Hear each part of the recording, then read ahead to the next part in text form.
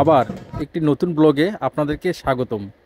আশা করি ঈশ্বরের কৃপায় আপনারা সকলেই পরিবার পরিজন নিয়ে ভালোই আছেন।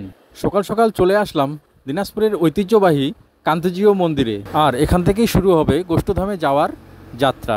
প্রায় ৩০০ বছর ধরে রাজা প্রাণনাথ রায়ের আমল ১৬৮২ খ্রিস্টাব্দ থেকে আজ পর্যন্ত গোষ্ঠধামে যাওয়ার রীতিনীতি চলে আসছে। ইনারা হলেন রাজবাড়ির রাজার প্রজা এবং পেয়াদা।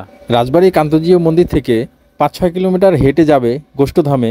তারপরেও তাদের মুখে অনেক হাসি ও আনন্দ। মেলাতে এসে দেখি ঐতিহ্যবাহী জিলাপি, আর এই জিলাপি ছাড়া মেলা অসম্পূর্ণ। মেলাতে ঘুরতে ঘুরতে চলে আসলাম নিমপুলদার দোকানে। নিমপুলদা যেই মেলাতে যাই সেখানেই নিমপুলদাকে দেখতে পাই। নিমপুলদার দোকানের গজা, জিলাপি, সন্দেশ, বাতাসা অনেক সুস্বাদু হয়ে থাকে। এবার যাচ্ছি ভগবানের দর্শন করতে। যেতে যেতেই রাস্তায় দেখতে পেলাম প্রদীপ মামাকে।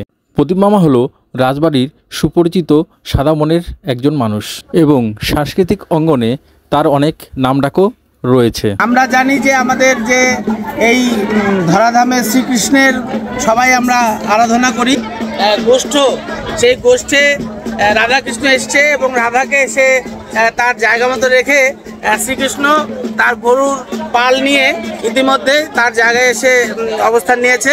আমরা দেখছি যে এখানে অনেক মানুষ এসছে এবং এই মেলা ভরে গেছে। অনেক পসরা নিয়ে অনেক দোকানপাট বসেছে।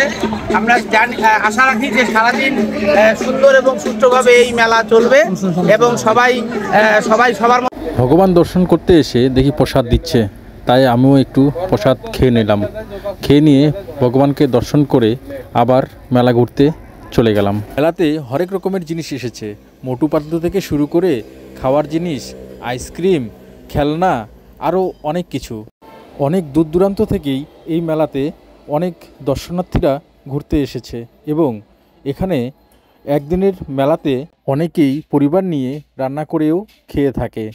সুস্থ থাকুন, ভালো থাকুন এই কামনা করেই আজকের ভিডিওটি এখানেই শেষ করছি।